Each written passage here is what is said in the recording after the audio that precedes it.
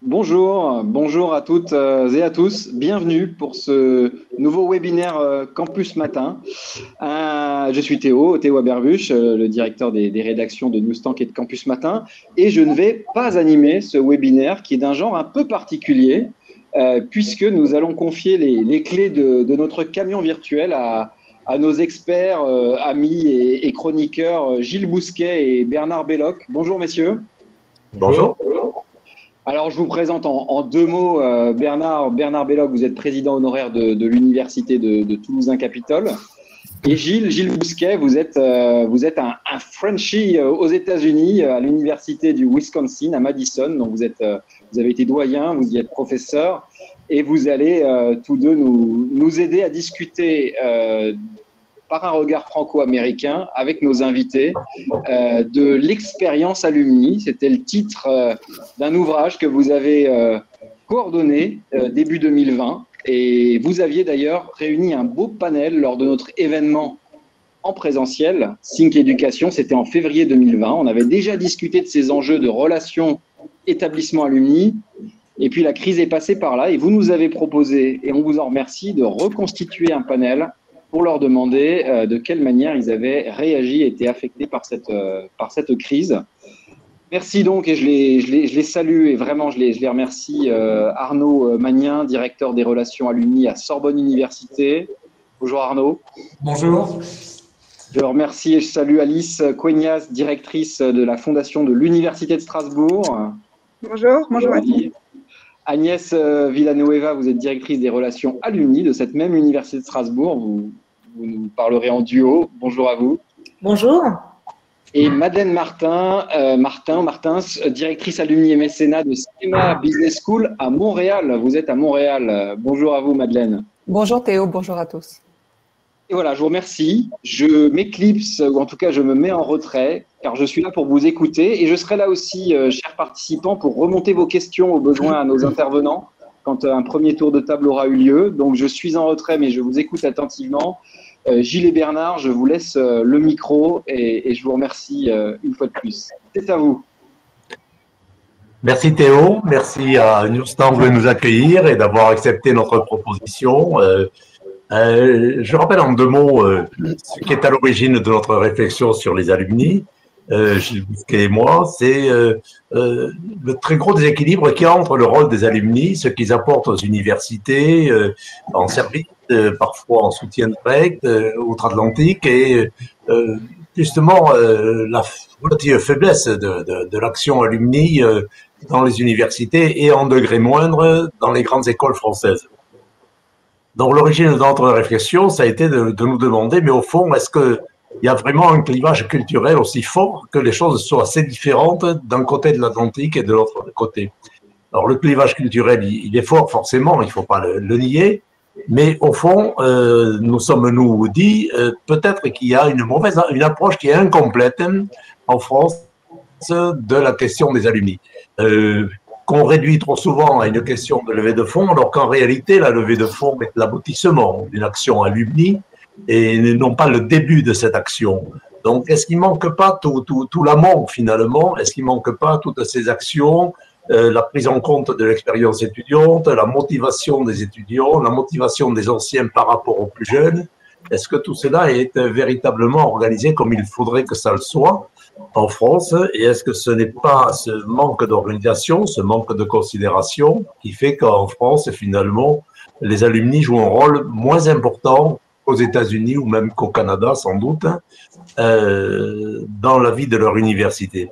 Donc, c'est ce qui a abouti à cet ouvrage, effectivement, regard franco-américain sur l'expérience alumni, et à l'animation d'une table ronde, d'une session lors du dernier événement de Newstank en présentiel, juste avant le premier confinement, il y a un petit peu plus d'un an. Notre idée était déjà double à l'époque. Bon, présenter nos points de vue, présenter des témoignages, plutôt que de faire la leçon en disant, voyez, il y a des modèles qui marchent, des modèles qui ne marchent pas. Non. Que font les gens là où ils sont et quels sont les résultats? Et puis ensuite, chacun en tire les conséquences qu'il le souhaite pour l'endroit où il est, et en tire des applications pour l'établissement dans lequel il travaille. Donc, notre idée était d'échanger des expériences et déjà l'année dernière, et Gilles le confirmera, j'espère, déjà l'année dernière, nous avions l'idée de rebondir quelques mois après la présentation de l'ouvrage que nous avions coordonné pour voir si finalement nous avions suscité de l'intérêt, et je crois que la réponse est oui, nous avions suscité de l'intérêt auprès de grandes universités, voire de grandes écoles, pour effectivement mettre en œuvre quelque chose de nouveau en matière d'expérience alumni, en matière de rôle des alumni dans la vie de l'établissement. On avait déjà cette idée.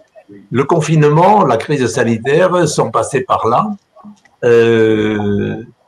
Et donc, ça a changé un petit peu la donne. Ça a changé la donne parce que, au fond, quelque chose qui a eu un effet positif dans le confinement et dans la catastrophe qu'ont subi les étudiants et les universités avec les fermetures, le passage au cours en distanciel qui n'est pas si simple que cela tout de même, qui isole les étudiants, il ne faut pas l'oublier. Au fond, cette crise a eu ceci de positif, c'est qu'elle a créé un besoin de solidarité. Elle a créé l'évidence d'une solidarité nécessaire. Et cette solidarité s'est souvent manifestée, je crois, enfin, on va certainement avoir des témoignages là-dessus, cette solidarité s'est manifestée, de la part des anciens vers les actuels étudiants, sous forme de dons, sous forme d'accompagnement, de services rendus, etc. Donc, on ajoute une dimension, finalement, nécessité fait loi, et on s'est dit avec Gilles qu'il fallait maintenir cette idée de retrouvailles un an après pour échanger à nouveau des expériences à la lumière de ce qui s'est passé avec la crise sanitaire. Parce que notre idée n'est certainement pas, enfin en tout cas mon idée n'est certainement pas de dire il y a un modèle qui marche et il y a un modèle qui a besoin de s'améliorer. C'est pas du tout ça. Je pense que quiconque me connaît un petit peu sait que je suis un fervent partisan des regards vers l'extérieur. Ils ne présentent que des avantages. Mais je dis bien de regard vers l'extérieur, pas de prise de modèle à l'extérieur. Donc, on veut prolonger cet échange. Le choix des panélistes a été difficile parce qu'on aurait pu prendre toutes les personnes qui se sont exprimées sur ce thème suite à l'ouvrage que nous avions publié. Donc, on a un échantillon de panélistes, mais naturellement, l'idée, je crois, de ce webinaire, c'est de permettre à tous les participants, où qu'ils soient, de dire ce qu'ils ont fait, quels sont les problèmes qu'ils rencontrent et de voir un petit peu où on en est en France, hein, que chacun sache où les autres en sont dans la mise en œuvre d'une véritable politique alumni. Je passe sur ce que j'ai écrit à plusieurs reprises. Et pour moi, les alumni, c'est effectivement quelque chose d'important en soi. Mais lorsque les actions alumni marchent, c'est la preuve d'une université qui a acquis sa personnalité, qui a acquis une véritable originalité de sa façon d'être avec les étudiants, de sa façon de faire.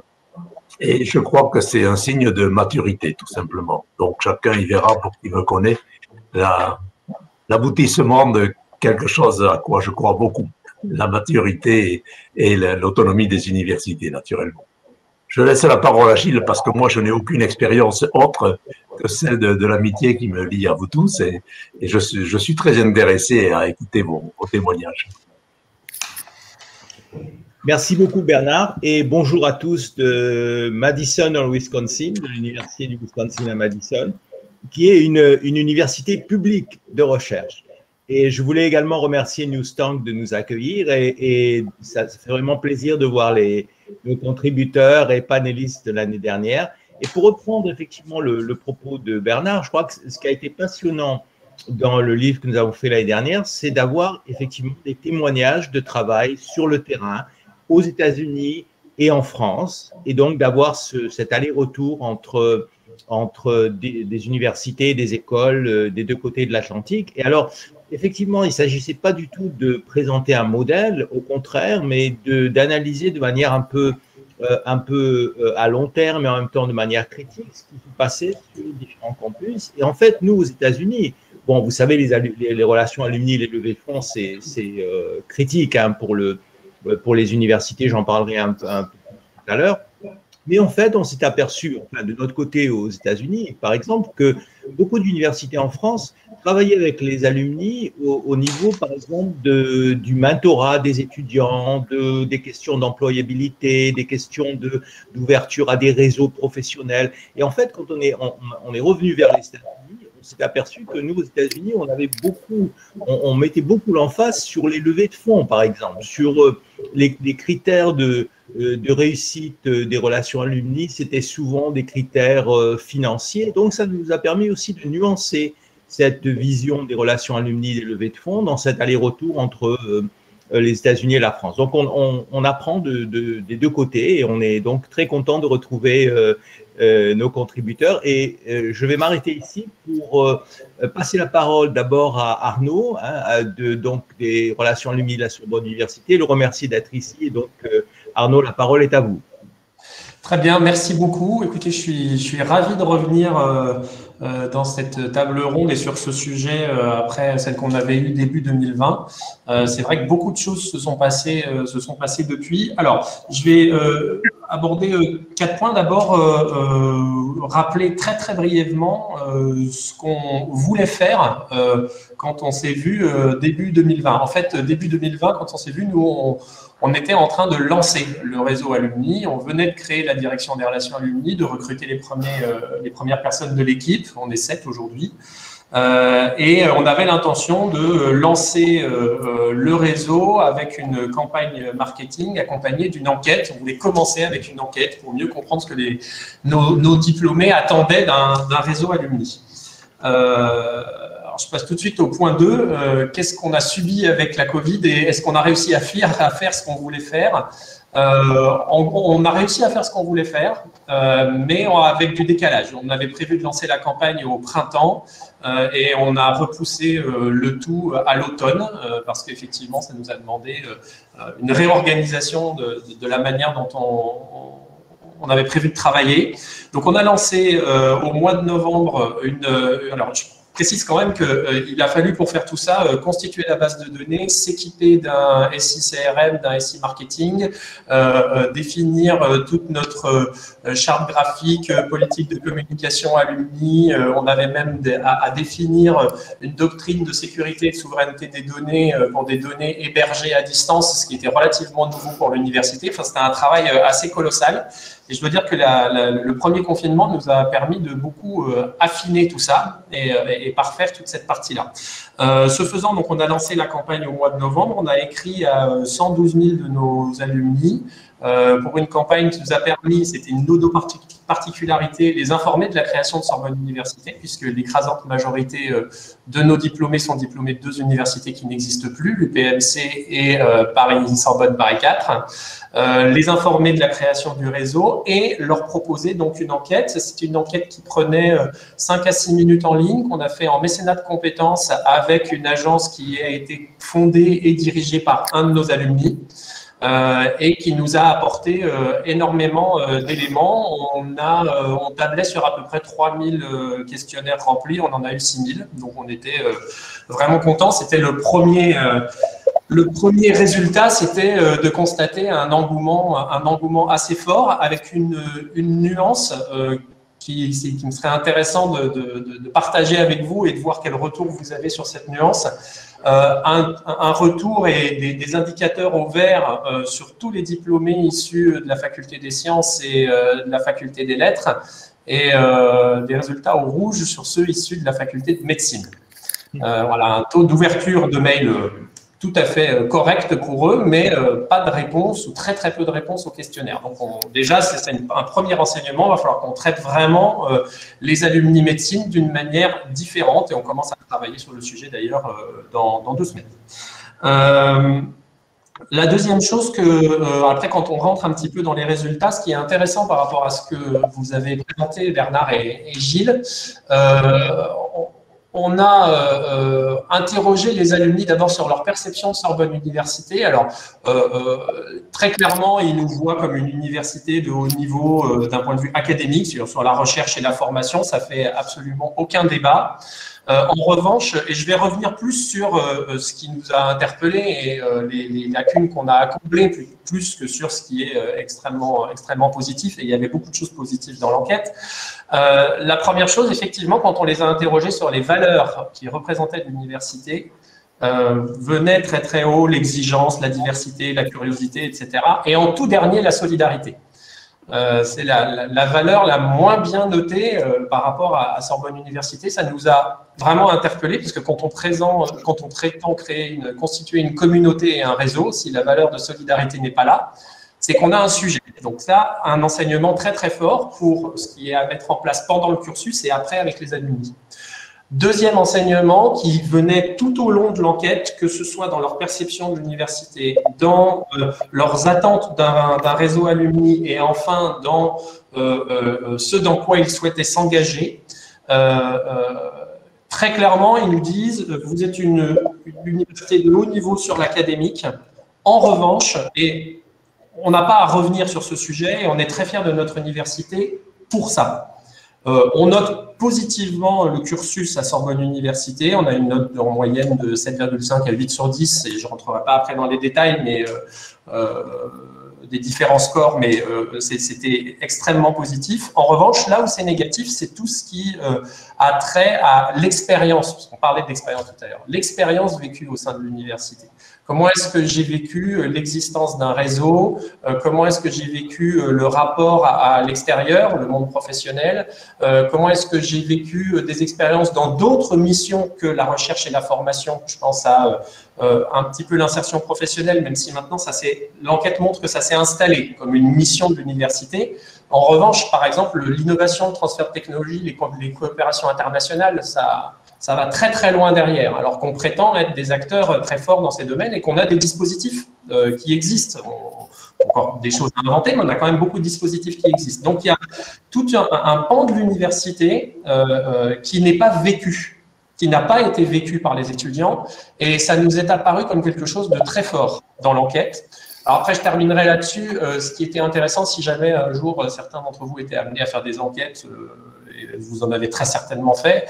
Au début, on devait faire une enquête anonyme, et puis des alumni qui nous accompagnent dans l'organisation de tout ça nous ont convaincus de faire l'enquête non anonyme avec collecte de données. Et c'est effectivement un bien très très précieux. Ça ne joue pas du tout sur le taux de réponse. On a des taux de réponse vraiment élevés. Le message était très clair. Il était très clair que l'enquête n'était pas anonyme et qu'on collectait des données. Et c'est vrai qu'on se retrouve maintenant avec des listes nominatives très claires d'alumni qui veulent s'engager dans le mentorat, dans la recherche et l'innovation, dans la levée de fonds, dans la création de clubs, enfin, une liste d'une dizaine d'items comme ça. Et après, ça nous permet de faire des actions beaucoup plus ciblées et donc beaucoup plus satisfaisantes pour tout le monde, y compris pour eux, qui ne sont pas inondés de messages inintéressants en ce qui les concerne. Ce qui ressortait, alors je vais venir sur effectivement les sujets philanthropie, pas philanthropie, etc. Ce qui ressort en tout premier chez nous, c'est tout ce qui a trait à la carrière, que ce soit à destination des étudiants ou pour eux-mêmes. Donc, ils sont très volontaires et sur les 6000, c'est à peu près 3500 alumni qui se disent vouloir s'engager dans l'accompagnement en insertion professionnelle d'étudiants, l'accompagnement d'autres alumni, en mentorat, en participation dans des formations. Tout ce qui concerne la formation, l'insertion professionnelle, la carrière. Le deuxième qui nous a très agréablement surpris, on ne s'attendait pas à un tel niveau, il y en a 2000 qui disent vouloir s'investir avec nous en recherche et innovation. Donc ça, c'est extrêmement intéressant parce que c'est vrai que souvent la carrière et la levée de fonds, c'est les deux grands leviers qu'on voit dans les relations alumni qui ressortent très très vite. La recherche et l'innovation, là, est ressortie de manière très forte et on a beaucoup d'alumni qui nous ont contactés pour créer des clubs autour de ces questions-là, ce qu'on est en train de faire avec eux. Donc, on est en train de creuser ce sujet et c'est bien parce que nous, on est une université dite de recherche et si on n'engage pas nos alumni dans ce qui fait notre ADN et notre cœur de métier, ça pose quand même un problème. Là, eux, ils nous le disent et c'est intéressant. Et puis après, ils sont un certain nombre à vouloir s'engager dans le réseau lui-même et puis dans Et puis, dans la levée de fonds, il y en a un certain nombre qui le disent, et la Fondation a à sa disposition là maintenant une liste d'alumni qui disent pouvoir participer à la levée de fonds. Donc, évidemment, c'est des données assez précieuses. Je vais terminer rapidement sur ce qu'on est en train de mettre en place. Donc, évidemment, deux volets. Il y a d'abord une politique directement liée aux alumni.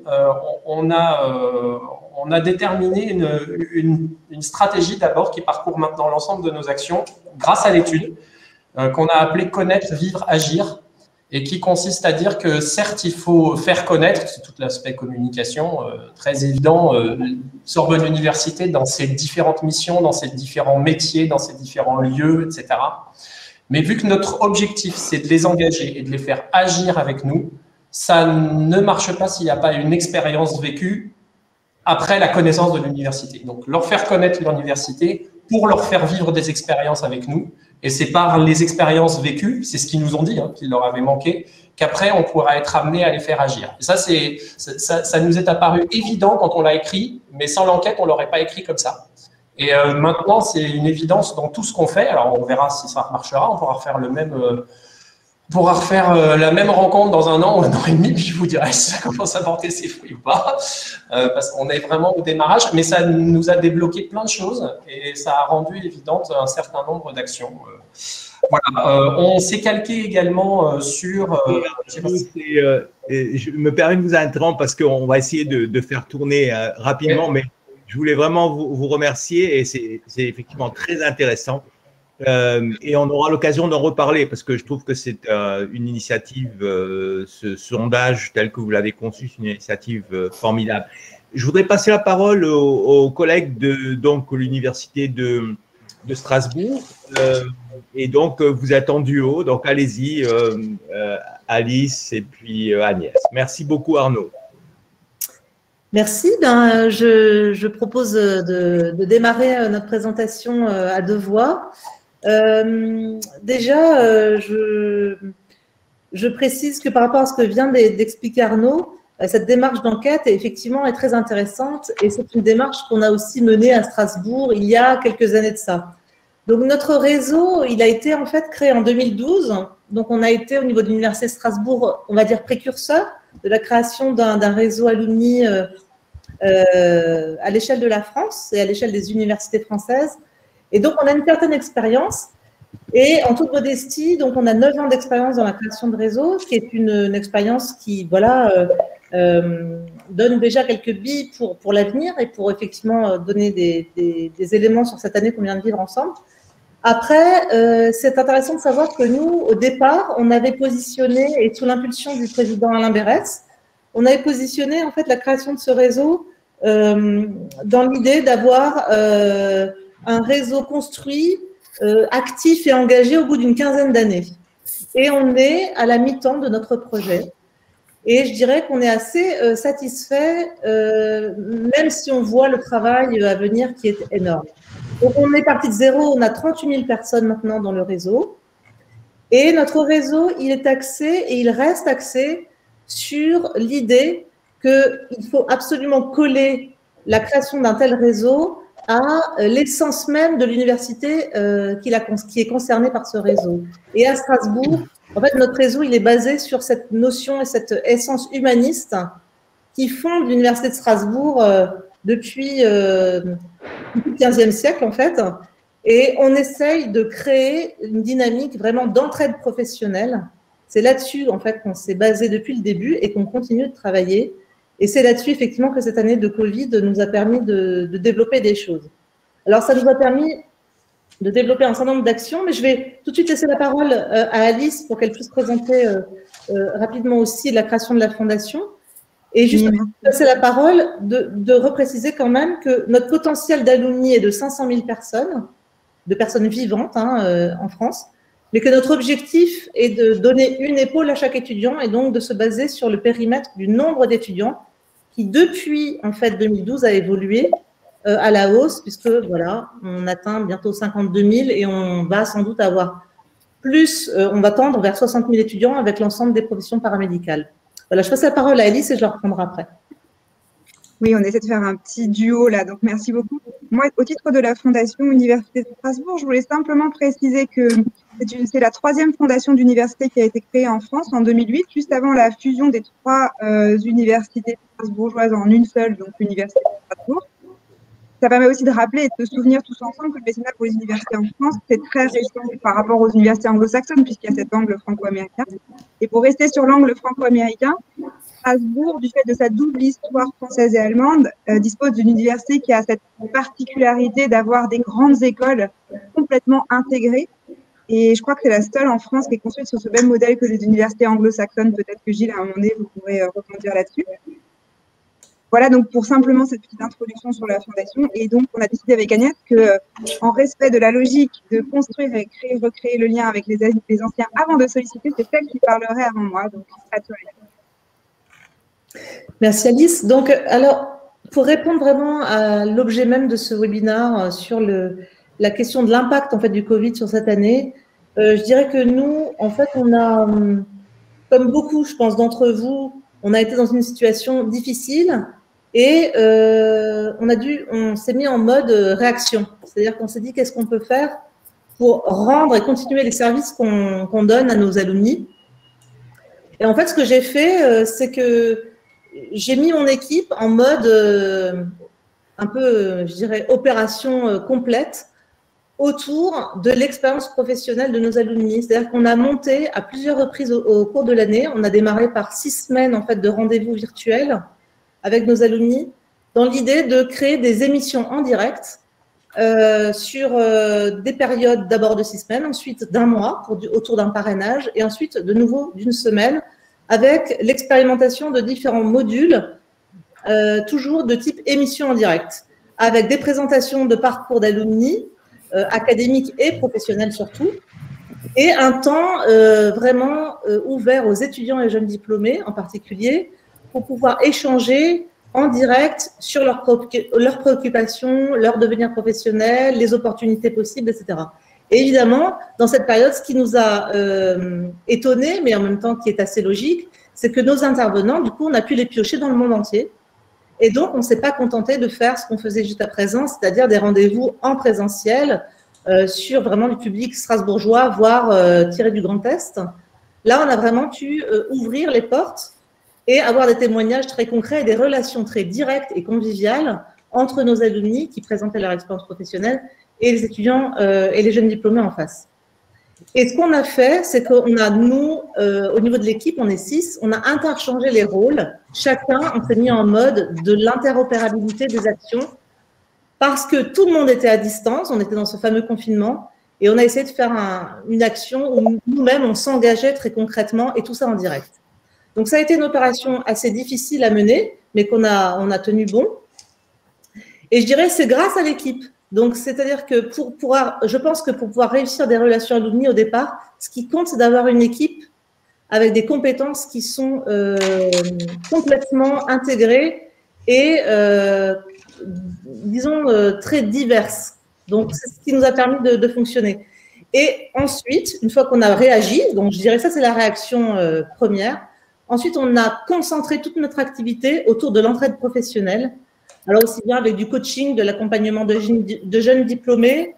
On a monté également tout un programme en mettant en relation en fait, les directeurs de ressources humaines avec les directeurs de diplôme, en présentiel puis en virtuel. On a basculé nos événements en hybride pour essayer, on a retesté nos formules et on a fait un très grand appel à l'engagement au niveau du réseau. Et on a effectivement, tout au long de cette année, on a réussi à faire des événements avec 55 personnes qui se sont mobilisées.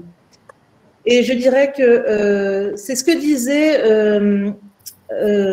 Monsieur Belloc au départ de ce webinaire, c'est que cette session de Covid, cette année de Covid, en fait, elle a révélé, pour nous en tout cas, que notre positionnement était le bon dès le départ. Nous avions mis le réseau sur cette solidarité intergénérationnelle et du coup, elle a pris tout son sens cette année. Donc, j'allais dire, on va continuer à renforcer ça au niveau des actions de parrainage en ligne, au niveau de tout ce qu'on peut imaginer et organiser. Ça, c'est une chose certaine, c'est-à-dire qu'on va continuer à faire ce qu'on a fait et on va le renforcer. Et par ailleurs, on va s'orienter sur l'avenir à tout ce qui est lié aux transmissions des savoirs en ligne parce que c'est ce qui est le plus important pour l'avenir et pour notre réseau. Et pour faire le lien avec ce qu'a dit Arnaud, nous, les alumni de Strasbourg, ce qu'ils souhaitent avant tout, c'est du réseautage professionnel pour des opportunités de carrière.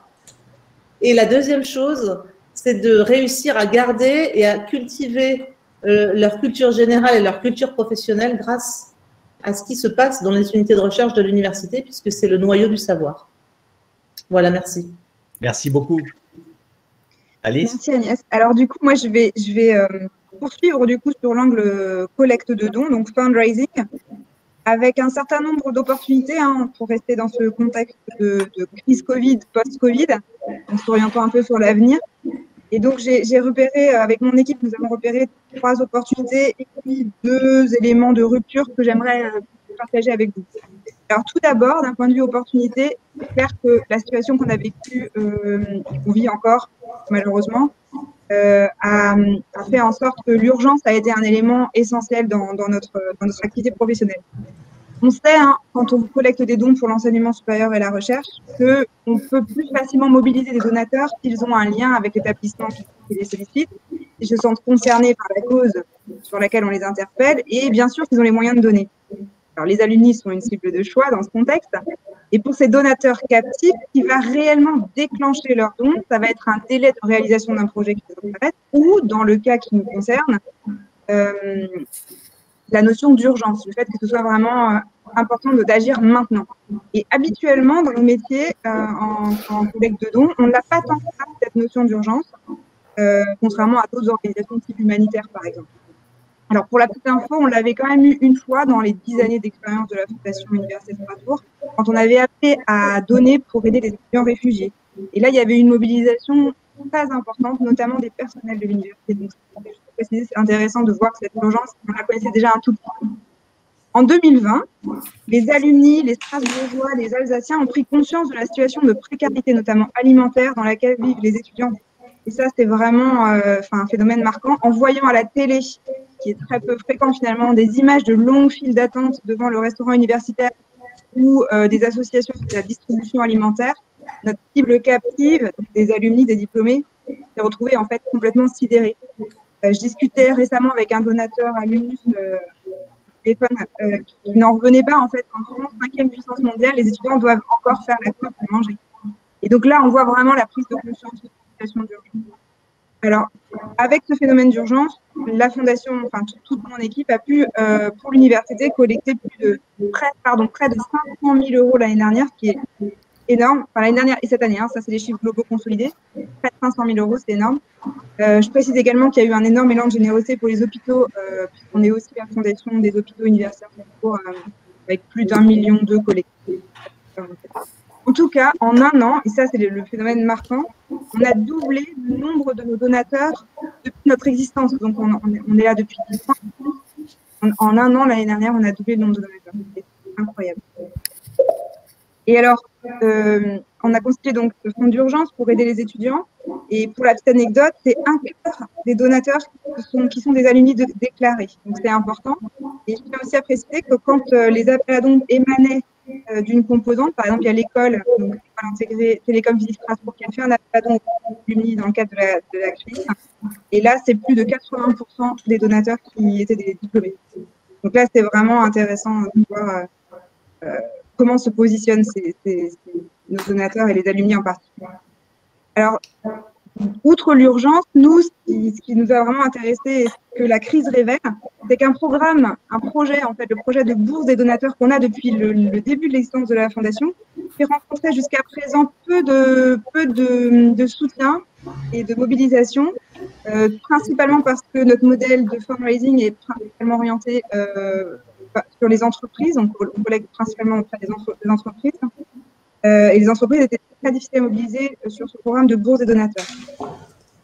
Et donc là, notre espoir, et c'est en cours on va voir cette année ce qui se passe, notre espoir, ce serait de pouvoir fidéliser ces donateurs de l'urgence, entre guillemets, sur ce programme de bourse qui, en fait, répond exactement aux mêmes enjeux. Pour l'instant, on ne sait pas encore si la prise de conscience de nos alumni va aller au-delà de l'urgence. Très bien. Gilles, on arrive au bout du temps. Oui, on arrive. Encore une minute? Allez, 20 secondes. Oh, un seconde, alors c'est pas beaucoup. Simplement pour citer un exemple assez particulier, il y a des ambassadeurs, aussi des personnalités du monde économique alsacien qui sont mobilisés, notamment Bernard Kunz, le directeur de la Maison de l'Alsace à Paris, qui a mobilisé 25 personnalités alsaciennes, dont certains des grands potentiels qu'on n'avait pas pu atteindre jusqu'à présent. Et ça, c'était vraiment un phénomène marquant. Du coup, je passe sur les ruptures, peut-être dans la discussion. Merci beaucoup. Merci beaucoup à Strasbourg. C'est vraiment, c'est très intéressant et je vois des liens avec ce que nous avons vécu également aux États-Unis. Je vais donc passer la parole à Madeleine Martins, qui est donc à Montréal et donc c'est à vous. Merci Gilles. Alors je dirais réjouissant de parler après vous tous parce que vous avez déjà amené les éléments sur lesquels je voulais intervenir et le partage d'expérience de Schema sur ce point-là. Je vous dirais que définitivement, ça a été une année de rupture, une année même plus d'un an, 18 mois de rupture. Chez Schema, la réalité de l'animation du réseau Alumni existe depuis l'existence de l'école, en fait. Donc, nous aussi, on a une dizaine d'années d'expérience, mais une expérience qui était initialement très tournée vers l'animation du réseau, donc du maintien de relations, le maintien d'un esprit de camaraderie et donc énormément d'organisation d'événements. Alors, quand on parle d'impact, vous l'avez tous évoqué, les événements en présentiel ont été d'abord reportés puis annulés ou les deux en même temps. Ce qui est sûr, c'est qu'ils ont dû être réinventés dans la mesure où on souhaitait les maintenir. Nous avons, nous aussi, réalisé une enquête assez importante. Nous aussi, elle n'était pas anonyme, donc effectivement, ça constitue une mine d'informations après pour savoir qui appeler si on cherche des mentors, puisqu'ils ont dit qu'ils étaient prêts à être mentors. Et effectivement, les conclusions sont assez similaires, c'est-à-dire que nos diplômés nous disaient, nous, on veut s'engager et surtout, on veut s'engager auprès des étudiants, on veut rester impliqué dans l'école, on veut y enseigner, on veut contribuer à la recherche. On est prêt à redonner parce qu'on avait quand même plus de 5% d'entre eux qui se disaient prêts à contribuer en tant que mécène de l'école. Donc, c'était fort réjouissant. La COVID a amené essentiellement à court terme une transformation des moyens de communication, une réflexion à l'action dans l'urgence, vous l'avez tous dit. Dans mes mots, j'appellerais ça de l'agilité et de la créativité, de la découverte aussi d'outils qui sont très forts de potentiel. Alors, je vous donne deux exemples de ce que nous avons fait pour maintenir le côté événementiel en rentrant dans la nouvelle réalité. D'une part, vous savez, Schema est international, des campus un peu partout sur la planète, donc nous avions peut-être déjà cette habitude du distanciel, puisqu'il n'était déjà pas rare que nous puissions organiser des choses de façon hybride, mais avec certaines plateformes, on a pu à la fois mettre en place des événements comme ceux que nous vivons aujourd'hui, donc avec un contenu descendant et plus de la transmission de savoir ou un partage d'informations, et ensuite greffer à ça des salles de réseautage où on pouvait choisir de se retrouver pour évoquer en petits groupes tel ou tel sujet et où la prise de parole était plus facile. On a deux événements phares que je peux vous partager qui ont très très bien fonctionné pour nous. D'une part, on s'est greffé à un réseau qui s'appelle le réseau French Founders qui est partout sur la planète et on a permis à 500 de nos diplômés d'être sur un forum où on trouvait 1500 Français répartis un peu sur la planète. Et on a eu une rétroaction très, très positive de ça, essentiellement parce que on apportait cette animation d'un réseau, donc le réseau de Schema Alumni, mais on l'exposait parmi, dans le fond, d'autres professionnels qui étaient des acteurs essentiels pour des secteurs d'activité professionnellement qui pouvaient intéresser les uns ou les autres. Donc ça avait été une forte valeur ajoutée, je dirais, pour ce qu'avait pu faire mon équipe. D'un autre côté, il y avait le côté du Schema Ventures Summit que nous avons contribué à organiser avec notre volet entrepreneuriat qui a eu lieu totalement en distanciel et qui, cette fois-ci, a pu amener des diplômés à contribuer parce qu'entrepreneurs, parce qu'intéressés par des entrepreneurs, et de la même façon. Donc, avec des salles de conférences en plein air et des salles d'animation d'ateliers ou même de pitch d'entrepreneurs qui ont eu un excellent succès. Donc, ça, c'est pour le volet événementiel et comment on l'a transformé dans cette réalité qui nous est tombée dessus. Par ailleurs, bien sûr, nous avons découvert et vécu de plein fouet, comme tout le monde, ces enjeux, ce stress sur le marché du travail, dirais-je, qui a eu un effet pour les diplômés qui, pour certains, ont quand même perdu leur emploi parce qu'il y a eu des entreprises qui ont comprimé leurs effectifs. Et d'un autre côté, des étudiants qui soit peinaient à trouver des stages, soit perdaient leurs emplois précaires et avaient plus de difficultés pour la promotion précédente à dénicher leur premier emploi. Donc cet enjeu d'employabilité et le nécessaire rôle que nous sommes, nous, convaincus que nous devons avoir sur la facilitation de l'insertion professionnelle, nous ont amené à mettre, je vous dirais, l'essentiel de nos efforts sur une offre de services développement professionnel qui aujourd'hui est, je pense, excessivement complète. C'est-à-dire que nous avons mis en place un réseau, par exemple, de coachs qui sont prêts à aider les étudiants ou les diplômés. C'est destiné aux doubles clientèles. On travaille en partenariat avec notre équipe carrière qui soutient les étudiants. Donc, du coaching, des ateliers, des webinars, des groupes de co-développement, de la facilitation de meet-up thématiques, du mentorat, tout ça en appui à nos formations non diplômantes, les formations exécutives qui en fait sont venues apporter une soupape de sécurité à ceux des diplômés qui étaient en transition de carrière ou qui même en travaillant à distance avaient du temps pour peut-être aller mettre à jour leurs compétences. Donc ça a vraiment donné un sens à ce que nous avons comme postulat, qui est qu'en fait, ce que l'école fait bien, c'est d'améliorer les savoirs, les savoir-faire et sans aucun doute les savoir-être. Donc, on maintient et on a donc cette panoplie d'outils maintenant qui sont disponibles. Okay.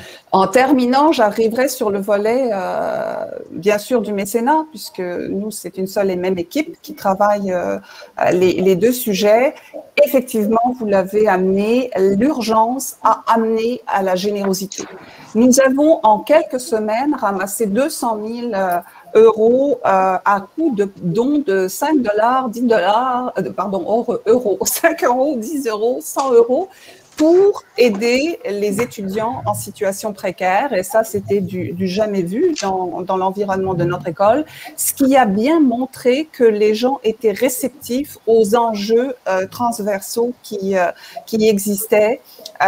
Fait particulier de cette campagne-là de levée de fonds, nous ne l'avons pas tournée exclusivement vers les diplômés, mais bien vers la communauté Schema, puisque pour nous, c'était important de montrer que dans cet exercice-là, nous étions solidaires. Donc, les employés ont contribué, les étudiants ont contribué, les parents d'étudiants ont contribué et bien sûr, les diplômés, dont plusieurs étaient ambassadeurs de la campagne, ont prêté une main forte totalement bénéfique.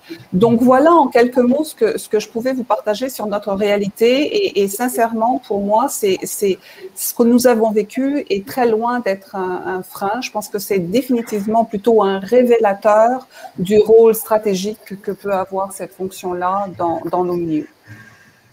Madeleine, merci beaucoup. Et cela fait une transition entre l'Europe et l'Amérique du Nord. Donc, je vais parler juste quelques minutes pour vous donner un peu une idée de ce qui s'est passé ici aux États-Unis. Encore une fois, je ne vais pas traiter les États-Unis dans son ensemble, mais disons qu'on voit des parallèles très clairs avec ce qui s'est passé dans les universités françaises.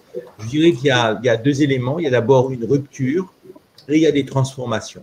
La rupture vient du fait qu'en quelques semaines, nous nous sommes retrouvés dans des situations absolument nouvelles Et vous savez combien les levées de fonds, les relations alumni et les levées de fonds sont importantes pour les universités, et en particulier aujourd'hui pour les universités publiques. Hein. Une université comme Madison a 5 sources principales de fonds, et une de ces sources, c'est à hauteur de 15% du budget de l'université, qui sont donc les dons, qui sont principalement, qui sont en majorité, les dons des alumni. Donc c'était, si vous voulez, on était vraiment au bord de la catastrophe, parce que toutes les autres sources de revenus étaient également en berne avec la crise sanitaire, la crise économique.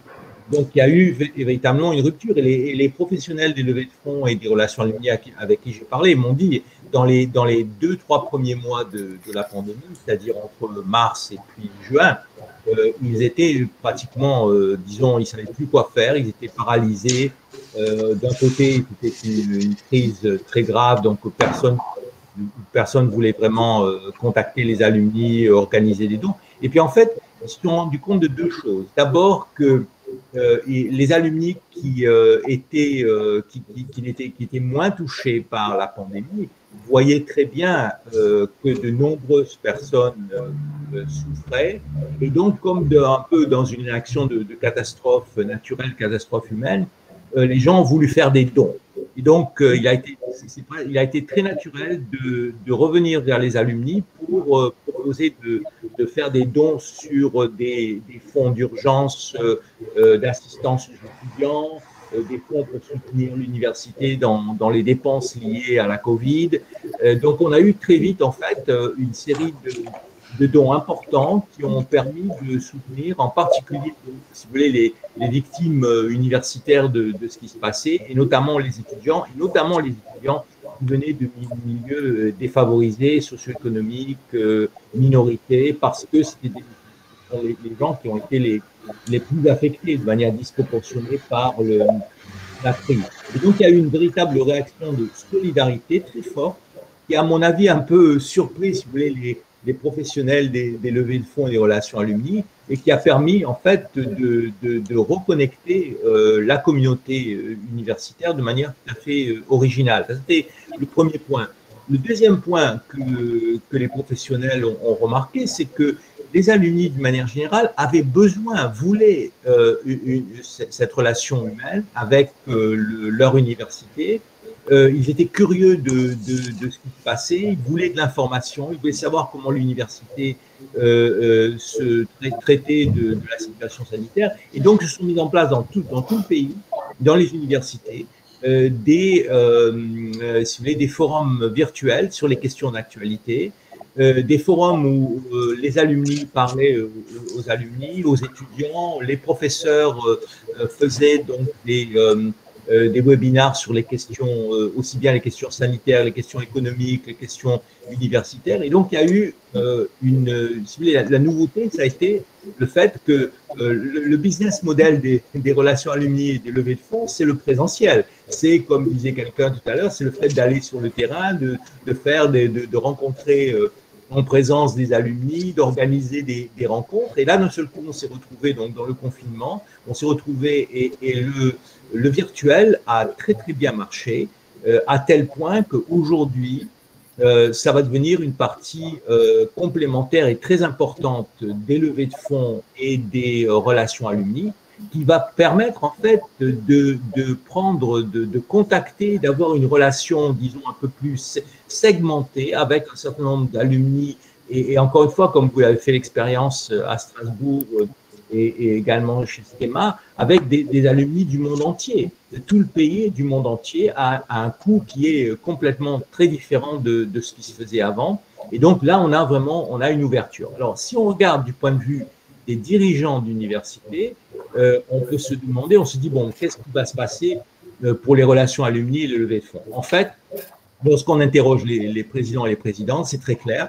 Dans leur vision de stabilité financière des universités, ils voient les levées de fonds comme un élément essentiel. Ils voient très bien qu'il y a tout un ensemble d'alumni qui étaient pas nécessairement des donateurs, qui n'étaient pas nécessairement engagés à l'université, et que les nouveaux outils de relations virtuelles vont permettre en fait d'aller vers ces alumni, de pouvoir segmenter plus finement l'ensemble des alumni, parce que je vous rappelle que le taux de donateurs parmi les alumni n'est pas très élevé, il est entre 8 et 15%. Bon, il y a des universités où c'est 50%, mais c'est très rare. Mais donc, il y a un volant de possibilités. Et je crois que la crise a ouvert, grâce au virtuel, et ça a été un peu une surprise, au fait que les gens ont réagi de manière très solidaire, a ouvert des possibilités. Je crois que les levées de fonds et les relations alumni ont de beaux jours à venir dans les universités américaines, et on va voir un accroissement, je pense, des ressources financières et des ressources humaines qui vont revenir vers les universités. Je vous rappelle que Madison a 450 000 alumni que l'on peut contacter. Donc, vous voyez, il y a à peu près 40 000 et 45 000 donateurs, donc il y a une marge. Hein, et je crois que la crise a ouvert certaines de ces possibilités. Bon, je vais m'arrêter là pour qu'on puisse prendre des questions et discuter entre nous. Merci beaucoup. Merci à tous. Gilles, Bernard, je vous laisse aussi relancer vos intervenants. Je me fais le porte-parole de la salle virtuelle. Je remercie tous ceux qui se sont présentés, qui nous ont salués, qui ont commencé à poser des questions. Je vois deux de nos participantes, au moins, qui aimeraient des éclairages sur les actions spécifiques, peut-être en direction du public des docteurs. La question n'est pas précisée, mais peut-être que de là où vous êtes, vous pouvez nous dire si vous avez des stratégies particulières envers eux. Il y a eu aussi une question d'une association d'alumni d'une nouvelle université, en l'occurrence PSL, qui s'interrogeait pour Sorbonne Université en particulier, mais peut-être que Schema peut aussi nous éclairer là-dessus, sur les liens avec les associations préexistantes, évidemment, des établissements fusionnés, rassemblés, composantes. Donc là-dessus, vous pourrez peut-être nous éclairer. Et puis, il y a eu des questions techniques, sur les plateformes utilisées. Là, je crois que Madeleine a répondu en direct, mais peut-être que nos participants ont des questions sur les outils que vous utilisez. N'hésitez pas à préciser vos questions. Il y en avait une pour Arnaud, s'agissant du mécénat de compétences. La question telle qu'elle est présentée, c'est est-ce qu'il y a une entreprise qui se spécialise là-dedans? Peut-être qu'il faut préciser un peu les choses sur l'appel au mécénat de compétences. Et je referme mon micro. Peut-être en passant la parole à Arnaud, qui peut répondre à plusieurs questions déjà. Oui, je vais peut-être dire tout de suite sur le mécénat de compétences. Je ne crois pas qu'il y ait d'entreprises spécialisées dans le mécénat de compétences. Il y en a qui sont prêtes à le faire et d'autres pas. Là, pour le dire très clairement, c'est un alumni qui nous a proposé de le faire parce qu'on échangeait. On a dit qu'on voulait faire une enquête. Il nous a dit, moi, je veux le faire en mécénat de compétences. Voilà, tout simplement. Dans le même ordre d'idées, on a un autre membre de notre communauté qui n'est pas alumni, mais qui est proche de notre communauté universitaire, qui nous a fait un mécénat de compétences pour l'intégration et la mise en place du SICRM à l'occasion de la campagne. Voilà, donc le lancement de campagne s'est fait avec 2 mécénats de compétences. Personne n'est spécialisé là-dedans, c'est vraiment une politique spécifique des entreprises. Hein. Donc il ne faut pas hésiter à poser la question, à aller chercher et à poser la question. En ce qui concerne les autres associations, effectivement, on a 3 associations liées aux écoles dites internes de l'université. Elles sont au courant de ce qu'on fait, on travaille avec elles. Il y en a même une avec laquelle on est en train d'intégrer un certain nombre de choses, qui est en train d'ouvrir ces dispositifs à l'ensemble de la communauté Sorbonne Université. De manière très claire, oui, on peut contacter les alumni qui adhèrent à ces associations. Ils sont d'abord et avant tout diplômés de l'université. Donc ça, c'est nos données, c'est les données de l'université. Donc on leur écrit de manière tout à fait libre. Et ça empêche absolument pas, en tout cas dans notre cas, ça empêche absolument pas ces alumni d'être par ailleurs membres de cette association. Mais c'est vrai que se pose de toute façon la question du modèle associatif. Nous, on est sur un modèle gratuit, on est diplômé, on est alumni de l'université, sans adhésion, sans ticket d'entrée. Donc ça veut dire que ces associations, elles doivent avoir quand même une identité et naître d'un esprit de corps, d'un esprit de promotion très très fort, et puis avoir des propositions vraiment très spécifiques pour ces publics-là. Ce qui est un petit peu le cas là. Voilà. Donc, mais rien n'empêche d'écrire. Je dis à ces alumni-là, je dis 2 mots sur les docteurs parce qu'on a créé, c'est le tout premier club qu'on a créé, même avant la création de la direction des relations alumni. Il y a 2 ans ou 3 ans, on a créé un club des docteurs à l'université. C'est pas évident parce que pour créer un club ou créer un chapter, il faut quand même qu'il y ait une convergence, une envie de se retrouver, des points communs saillants, la mise à part le fait qu'ils sont docteurs, entre un docteur en géographie et un docteur en neurosciences. Bon, voilà, il y a quand même un monde. Donc, c'est pas si évident que ça. L'enquête, ce qu'elle nous dit là, et je pense qu'on va pouvoir rebondir justement là-dessus, c'est qu'on l'avait quand même pas mal orienté autour de la carrière. Et il nous semble qu'en fait, c'est une erreur parce que les docteurs sont surreprésentés dans notre enquête. Donc, tout ce qui concerne la recherche et l'innovation, pareil, ça paraît évident comme ça, mais il y a peut-être plus des choses à faire avec les docteurs en matière de recherche et d'innovation qu'en matière de carrière. Sinon, solliciter les docteurs pour accompagner en carrière tous les autres alumni. Voilà. Mais entre docteurs, c'est peut-être par ce biais qu'on va réussir à travailler.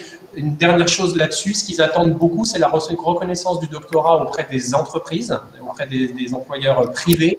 Et ça, on va essayer de le jouer avec le Club des docteurs auprès de tous les autres alumni qui travaillent dans les entreprises et valoriser auprès de nos autres alumni le doctorat comme un débouché extrêmement important pour les entreprises. Voilà. Super. Merci beaucoup. Effectivement, il y a d'autres questions, notamment sur une question, est-ce que vous allez continuer les actions en distanciel ou revenir en full présentiel? Qu'est-ce qui fonctionne le mieux? Alors peut-être à Strasbourg, si vous avez une… Oui, alors je veux bien aussi donner un petit complément par rapport aux docteurs, par rapport à la question sur les docteurs. Il se trouve qu'à Strasbourg, on a depuis 3 ans, on a nommé entre guillemets un super ambassadeur du réseau. Et on était parti au départ pour symboliser les différents types, en fait, des grands types d'alumni qu'on a dans le réseau. Donc, on est parti sur un profil au départ d'un professeur émérite, donc au sein de l'Université de Strasbourg. Ensuite, on a choisi une femme qui était chargée d'innovation dans une grande compagnie de transport strasbourgeoise. Et cette année, on a choisi un binôme de docteurs.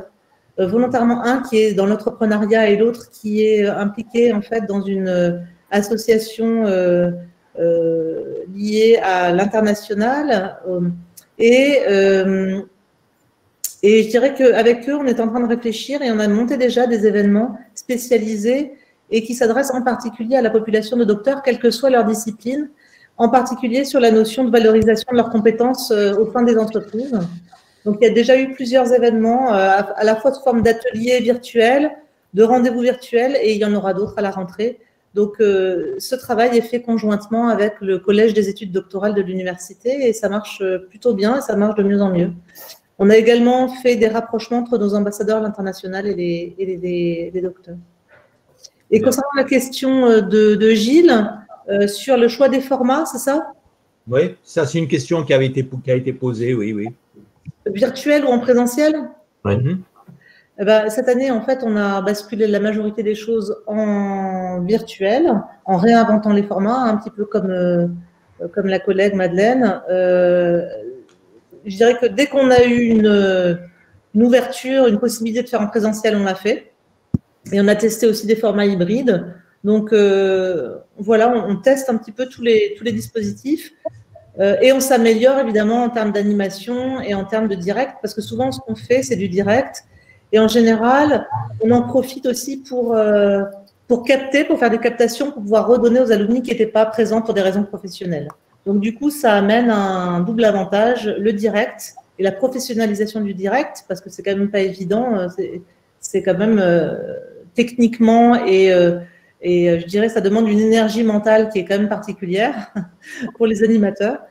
Mais ça marche de mieux en mieux. Et ce qu'on essaye de faire aussi, c'est qu'on garde cette notion de convivialité, de proximité pour justement débloquer une vraie discussion, une vraie qualité de discussion entre les acteurs et ça marche bien. Y compris pour des publics qui des fois n'ont pas trop l'habitude de prendre la parole et de poser des questions qui sont des fois très particulières et qui peuvent aussi être assez difficiles à poser à des intervenants qui sont à l'autre bout du monde. Mais du coup, je crois que ça a amené chacun à se professionnaliser là-dedans, y compris les étudiants, les jeunes diplômés, qui osent de plus en plus à le faire.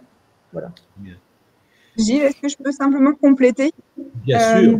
Point de vue fundraising, puisque du coup, c'était mon élément de rupture, puisqu'on est donc très orienté sur des démarches interpersonnelles à la Fondation Université de Strasbourg, donc des rendez-vous en face à face avec des patrons, des dirigeants, des décideurs, mais aussi des particuliers qui souhaitent s'engager en mécénat. On va essayer de convaincre de le faire. Donc forcément, la crise a bloqué, ralenti tout ça. C'est évident. Et du coup, ce qu'on espère, et c'est de la réponse au présentiel là, on est déjà en train de réorganiser des visites grand format avec des potentiels donateurs ou des donateurs adhérés pour leur refaire reprendre contact le plus vite possible avec les acteurs de l'université, les porteurs de projets. Je pense que c'est très important et dans le respect des gestes barrières, c'est jouable. Je pense que les gens ont envie de sortir de chez eux aussi maintenant et envie de revoir des vrais gens. Et en fait, du coup, cet élément de rupture, on espère, même si je n'ai pas de cristal, mais que ça puisse être éventuellement une opportunité, que ce soit transformable en une opportunité. Et si effectivement, peut-être qu'avec la reprise économique, les entreprises auront beaucoup de choses à penser autres que le mécénat, qui n'est de toute façon pas forcément leur priorité, ça sera peut-être aussi pour nous l'opportunité de nous orienter davantage vers les particuliers fortunés. Voilà, je voulais juste préciser ce point. Très bien, non, c'est très bien. Et je voulais répondre peut-être sur cette question du présentiel et du distanciel pour ce que j'ai observé aux États-Unis. Je crois que c'est quelque chose qui va rester, qui va donc être en complément du travail en présentiel, parce qu'il est clair que les professionnels ont découvert une dimension nouvelle de la relation avec les alumni, à la fois, si vous voulez, une dimension générationnelle, puisque l'augmentation des dons en ligne a été très claire, mais aussi le fait que c'est quelque chose qui est tout à fait en lien avec ce qui se passait avant au niveau du présentiel. Et vous voyez, bon, de par la taille des États-Unis et du fait aussi que nos réseaux d'alumni sont des réseaux internationaux, le travail en distanciel, parfois donc des petits groupes qui se retrouvent ou des personnes qui se retrouvent venant de différents États ou de différentes régions, c'est un avantage pour les relations alumni et clairement aussi les levées de fonds. Donc, je crois que c'est quelque chose, du point de vue en tout cas des États-Unis, c'est quelque chose c'est un nouvel outil, une nouvelle sensibilité, un nouvel outil et quelque chose qui va durer, qui va se développer, qu'on va affiner. Voilà. Est-ce que vous me permettez, Gilles, de rebondir sur la question de la gouvernance? Bien sûr. Oui, tout à l'heure, on nous questionnait sur l'association. Effectivement, nous avons encore chez Schema une association alumni. Je dois vous dire, pour avoir discuté pas mal avec mes homologues ici canadiens, que tous les modèles coexistent. On va avoir effectivement des associations qui sont autonomes, administrées, gérées et organisant tout le réseau par des diplômés, donc de façon autonome, ou alors des modèles où on a des unités qui relèvent à part entière des universités ou des écoles et qui prennent appui sur ces diplômés-là. Alors, chez Schema, nous avons pris la résolution qui, je pense, témoigne de l'importance qu'on accorde à la fonction de faire de la direction alumni et mécénat une direction COMEX. Donc, c'est vraiment une des 12 directions qui assure l'administration quotidienne de l'école. En contrepartie, pour moi, l'association des alumni, c'est un comité d'orientation stratégique, c'est-à-dire que je me permets d'être leur voix auprès de mes collègues du comité de direction et en contrepartie, je les consulte de façon très régulière pour avoir cette certitude d'être connectés à ce qu'ils attendent, ce qu'ils espèrent et surtout ce qui se passe sur le terrain. Le défi, et je pense qu'il est crucial sur ce genre d'entité-là, c'est d'avoir une belle représentativité de ce qu'est le réseau. Alors, chez Schema, on parle de 50 000 alumni. aujourd'hui, et on parle de 50 000 alumni qui représentent 140 citoyennetés sur autant de pays. Donc, et bien sûr, des gens qui ont été formés à Sup de Lille et d'autres qui sont sortis l'année dernière de Schema. Donc, une hétérogénéité qui, pour que les structures de consultation soient représentatives, doit se retrouver sur leur panel, en fait. Voilà. Oui, je voulais juste compléter un petit peu ce que vient de dire Madeleine, parce qu'il y a plusieurs questions sur l'organisation. Qui doit-on définir comme alumni? Est-ce que des étudiants en échange sont des alumni? Qui finance les réseaux d'alumni, etc. Il y a plusieurs questions que je qualifierais d'ordre organisationnel.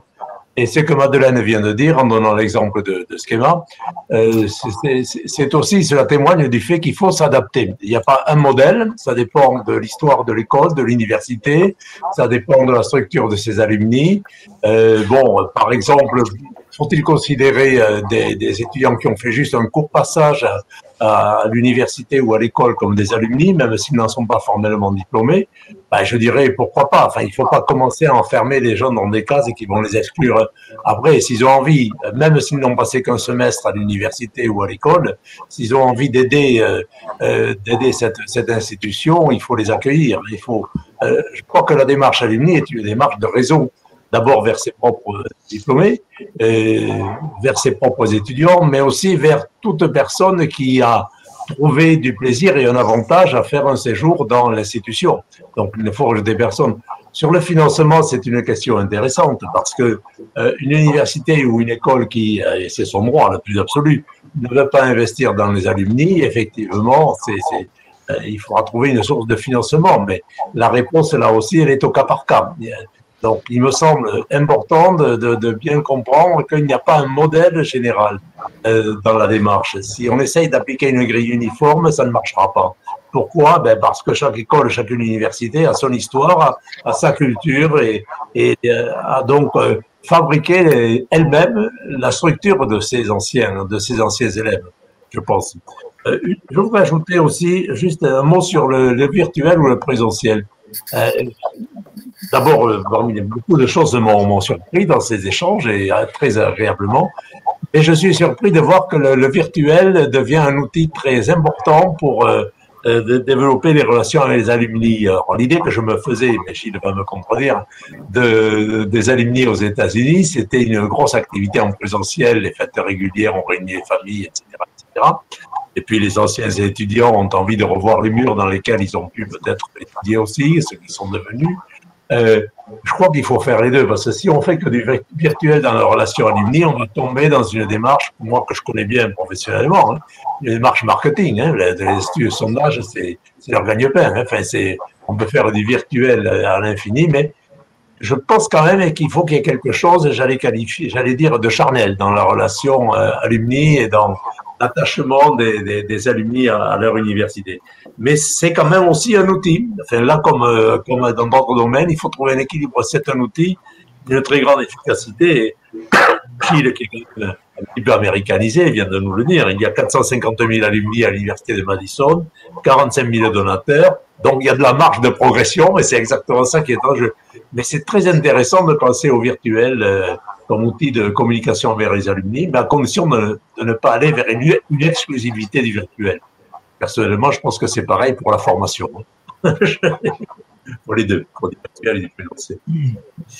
Sur les questions de gouvernance et d'organisation, sans faire de publicité abusive, je voulais rappeler à ceux qui nous écoutent que dans le livre que nous avons coédité l'année dernière, donc l'expérience alumni, regard franco-américain, il y a plusieurs articles sur ces questions. Vous avez tous indiqué comment vous étiez organisé, comment cette organisation s'est mise en place. Et donc, je renvoie nos auditeurs à ça parce qu'il y a beaucoup d'indications, je crois, très intéressantes et variées parce que, comme disait Bernard, ça dépend de l'histoire de l'université, ça dépend également de la stratégie, de la politique, mais c'est quelque chose qui est absolument crucial pour l'organisation à long terme.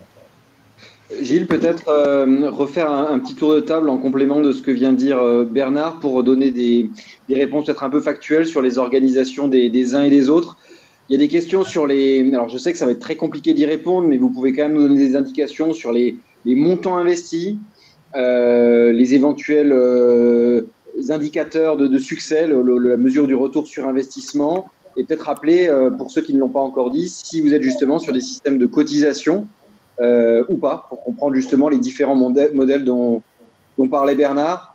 Pour changer l'ordre des prises de parole, je peux proposer à Madeleine, puis Arnaud, puis le duo strasbourgeois de répondre.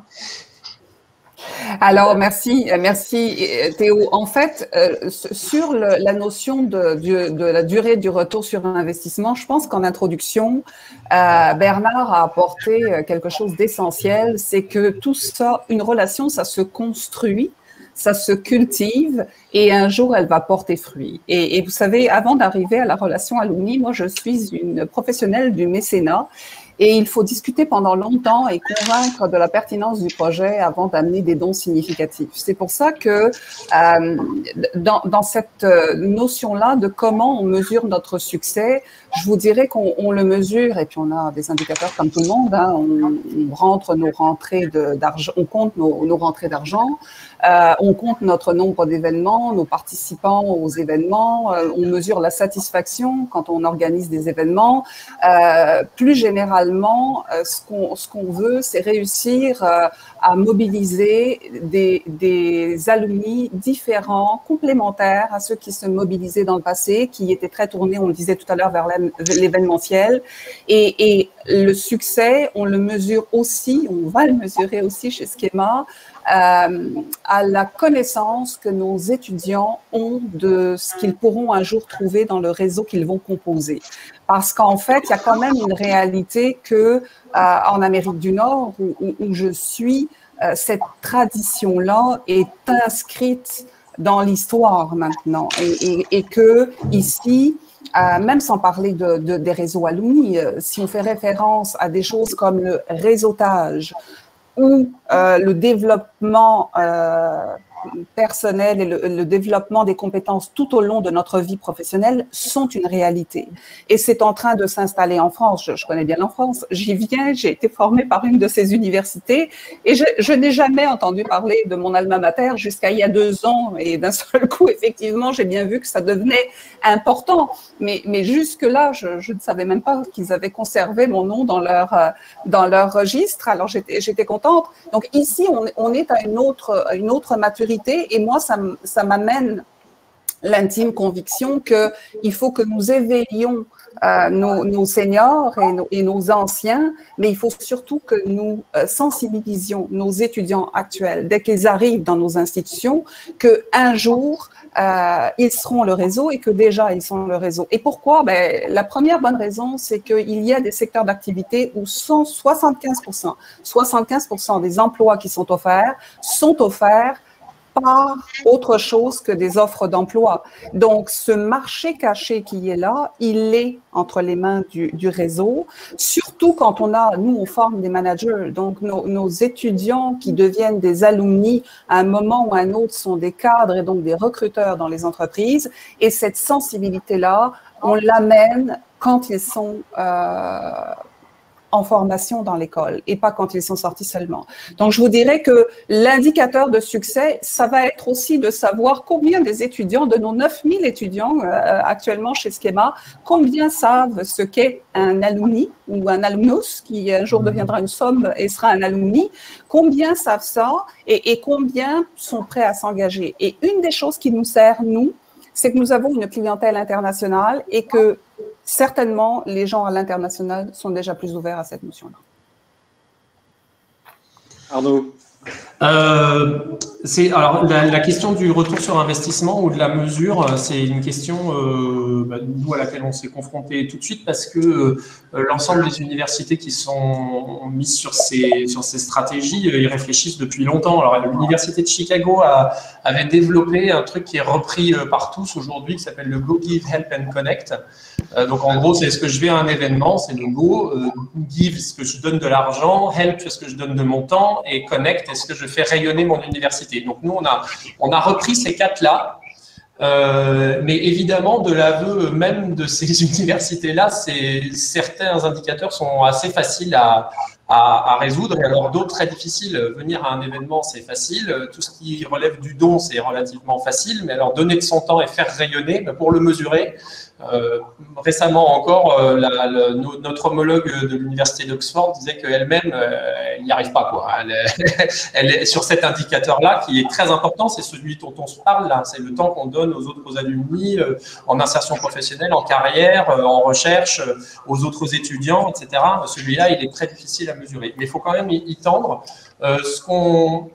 L'approche, je ne sais pas si les autres interlocuteurs seront d'accord, l'approche, c'est effectivement de regarder sur le temps long et d'avoir plus une démarche CRM qu'une démarche marketing proprement dite.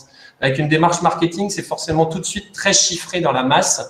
Avec une démarche CRM, on peut convaincre notre gouvernance que nous, on travaille sur du suivi relationnel, sur établir une relation sur le long terme qui, à un moment, va aboutir à quelque chose.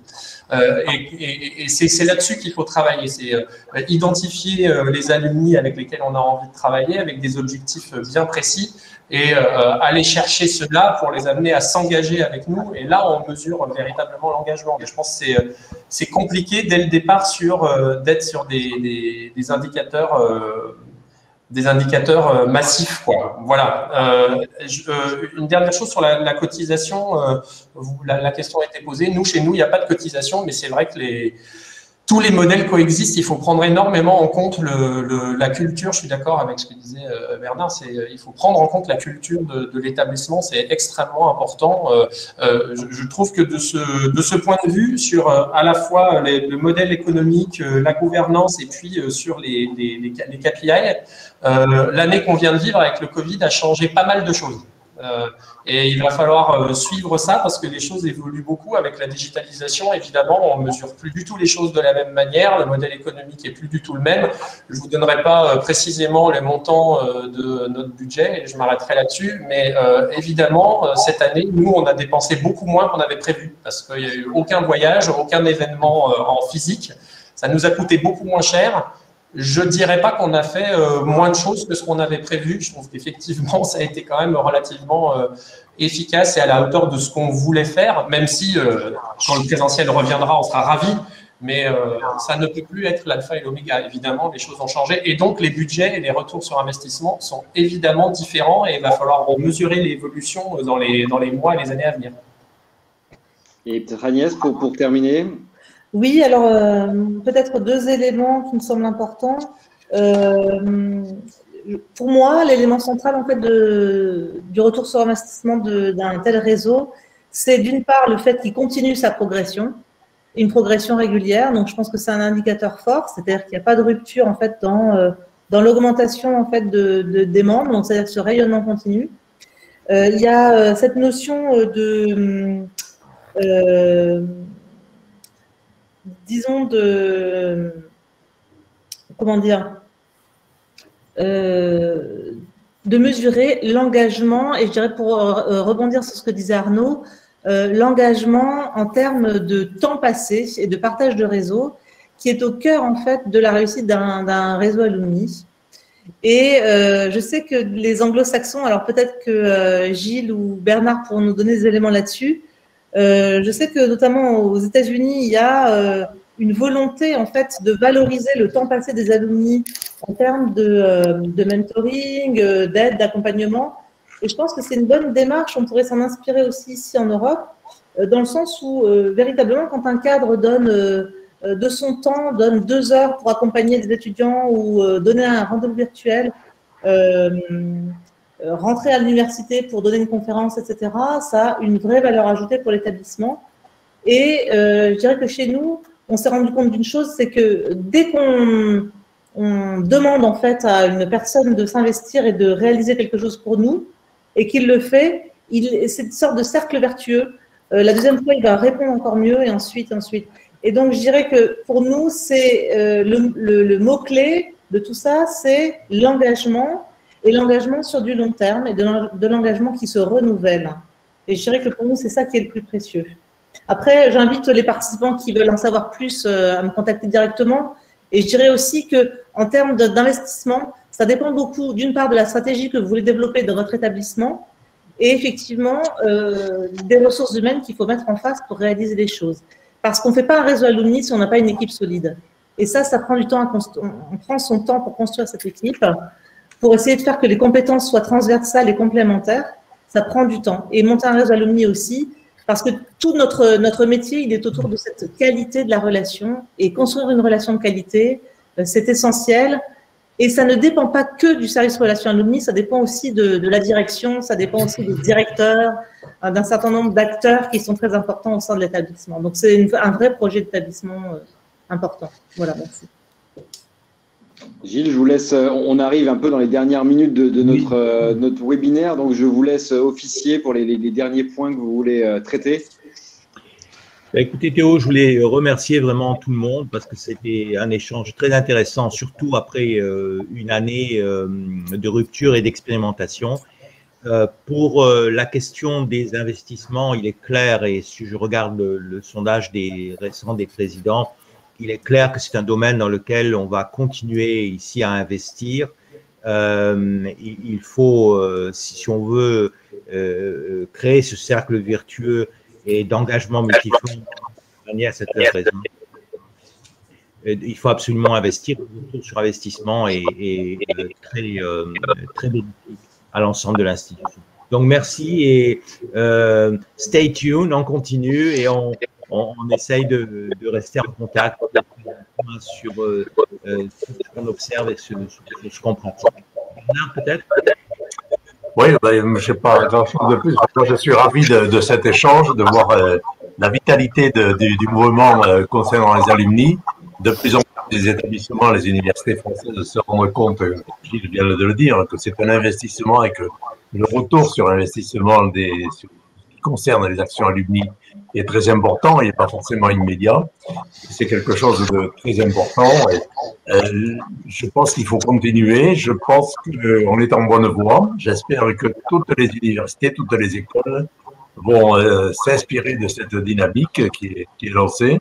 Et je pense qu'il y a là un potentiel de ressources considérable pour l'enseignement supérieur français, considérable et pour le moment peu exploité.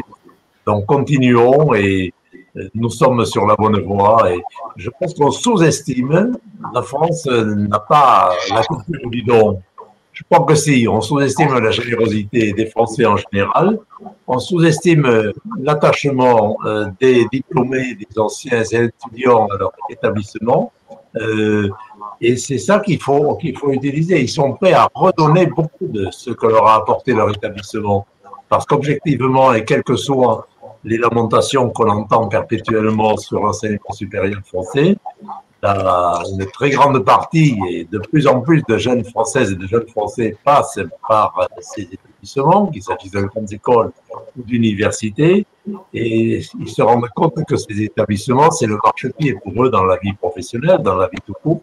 Et je pense qu'il est naturel pour eux, ou il sera naturel pour eux de rendre ce que l'établissement leur a apporté, mais il faut que l'établissement aille solliciter, aille déclencher cette volonté de rendre. Voilà. J'espère que tout cela va se généraliser et tant mieux si on y a un petit peu contribué. Bien, eh bien, merci à vous tous et à vous toutes, à nos auditeurs, à nos intervenants. C'est toujours un plaisir. Et alors là, ça a été dit, hein, l'animation de webinaire, c'est un sacré exercice. Et moi, j'ai pu écouter, grâce à Gilles et Bernard qui se sont mis à la manœuvre. C'était extrêmement réjouissant pour l'animateur que j'ai l'habitude d'être. Donc, un merci spécial pour cette session. Campus Matin, qui est donc le site gratuit et ouvert de Newstank, va continuer aussi à rendre compte de ces sujets. C'est sur notre chaîne YouTube et sur le site de Campus Matin que vous pourrez trouver un compte-rendu de cet échange et la vidéo intégrale dans les prochains jours. Donc, évidemment, elle sera adressée à tous les inscrits et vous pourrez la faire circuler. Un grand bravo, un grand merci pour la belle culture de partage aussi des établissements qui sont venus nous raconter leurs enjeux du moment. On sera à l'écoute aussi de vos actualités. Et puis, Campus Matin poursuivra bien sûr ses webinaires dans les prochaines semaines. On aura un sujet sur l'internationalisation de la formation des enseignants avec le réseau des INSPE moins de 15 jours maintenant. Et puis, tout bientôt aussi, l'enjeu de réussir la rentrée entre présentiel et distanciel qui nous attend avec un partenaire techno qui s'appelle Blackboard et que certains d'entre vous connaissent sans doute. Voilà, c'est nos 2 rendez-vous de mai et de juin à venir à ce jour. Voilà, on se retrouve très bientôt et un grand merci à tous. Au revoir. Merci. Merci. Au revoir. Merci. Bye. Bye bye. Bye bye.